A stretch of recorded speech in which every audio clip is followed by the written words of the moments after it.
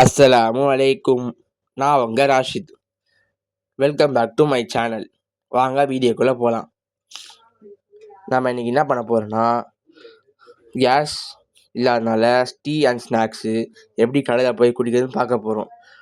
அதனால் உங்களுக்காண்டி மக்களே நான் வந்து தேடி பிடிச்சி கண்டுபிடிச்சி, சரி மக்களுக்காண்டி டீ ஸ்நாக்ஸு ஒரு 4 மணி 5 மணிக்கு குடிக்கிற மாதிரி கடையை கண்டுபிடிச்சி, இந்த மாதிரி நல்லா இருந்துச்சு.